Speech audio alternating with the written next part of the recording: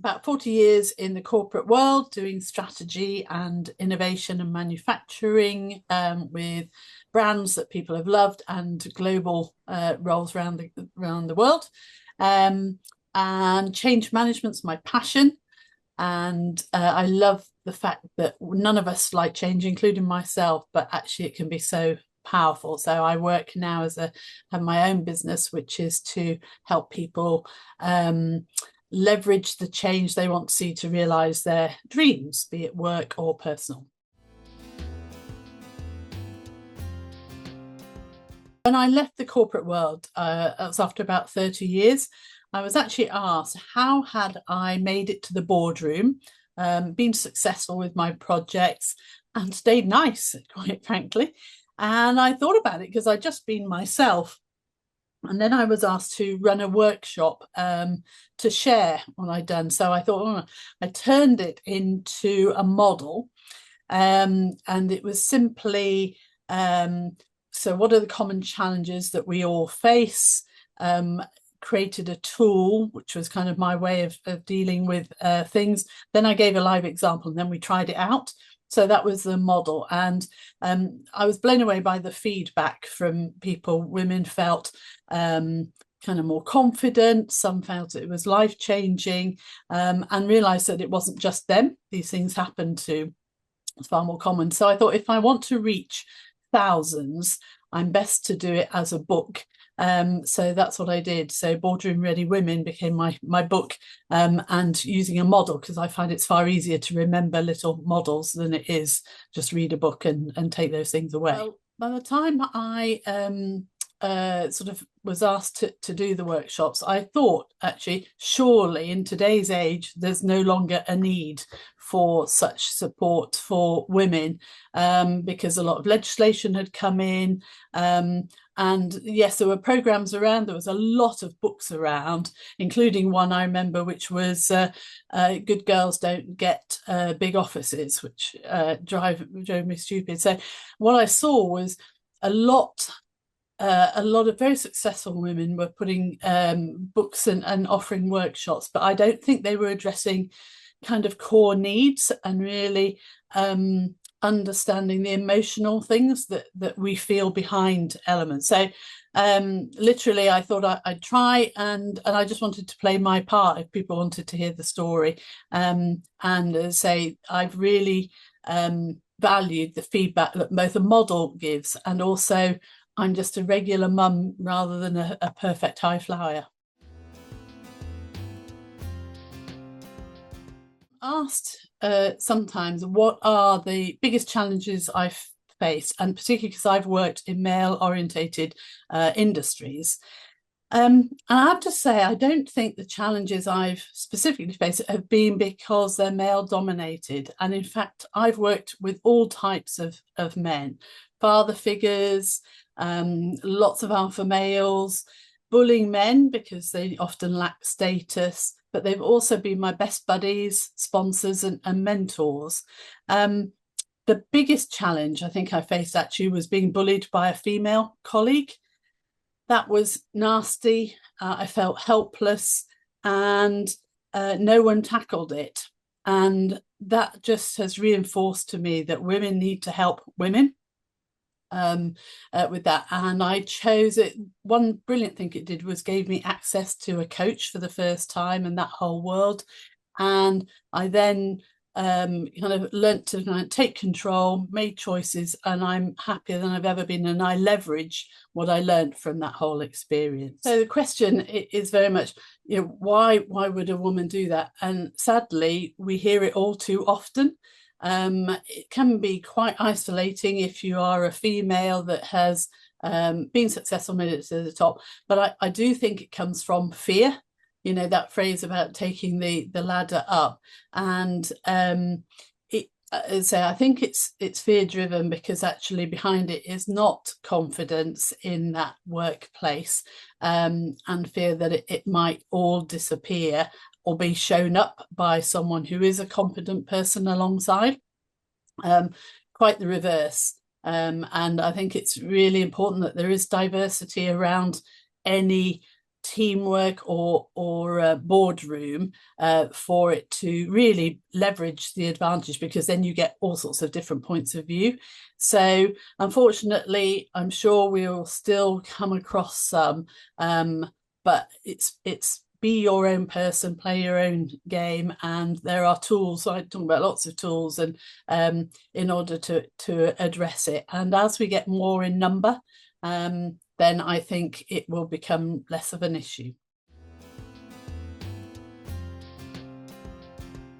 The book is called Boardroom Ready Women: How to Deliver Business Results and Still Sparkle. And you might think and get asked, is this about femininity in the workplace? And again, it's not something that I think about so much as something that is deliberately brought there and stands out in the workplace. But what I think a lot of women have naturally as a talent and skill, but it's not exclusive to women, is what can sometimes be called soft skills.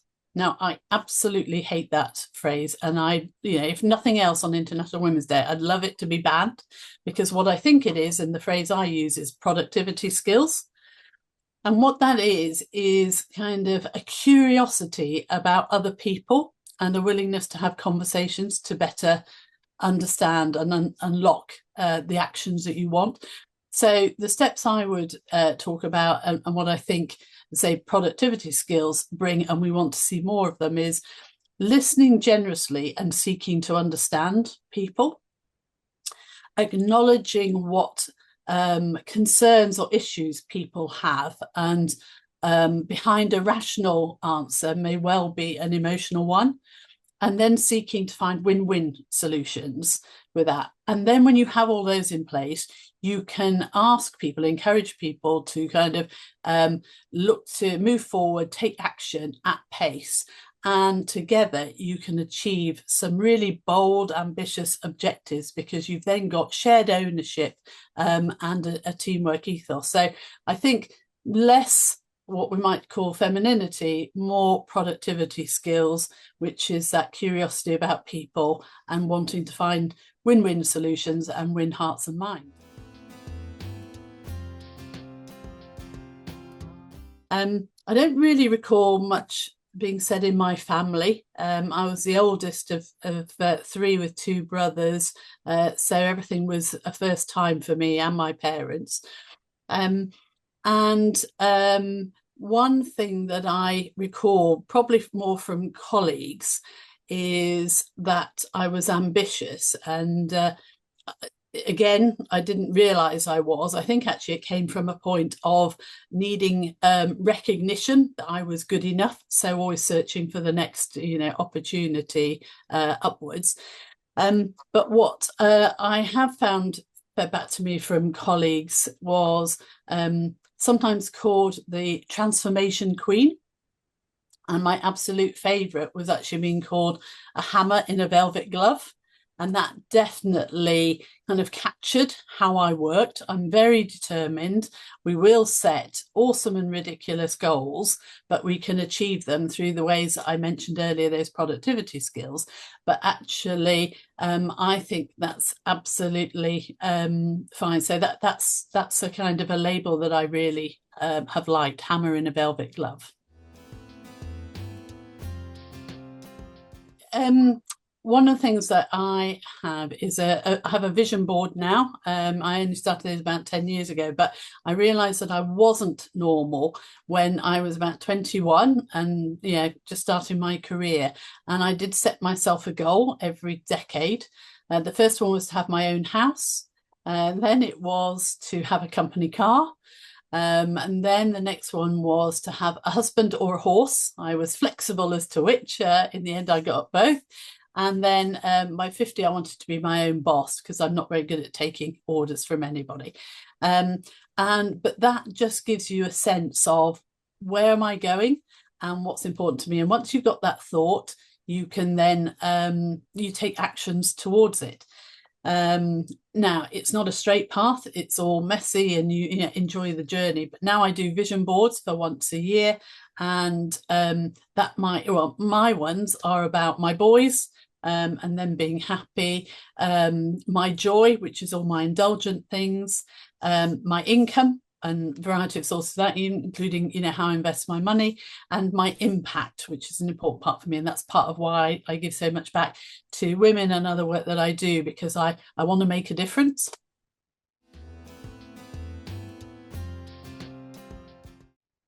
It's probably come later in life. I've had highs and successes and sense of achievement, like throughout my life. But and I think this resonates with a lot of women in work.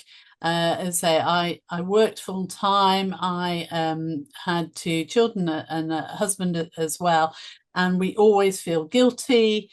And are we doing right by them and so on? And I think now I reflect, what's personally rewarding for me is to see my two sons, who are now young men in their sort of late 20s, and they have grown into what I would call, kind, considerate, inclusive people. They see women as equals.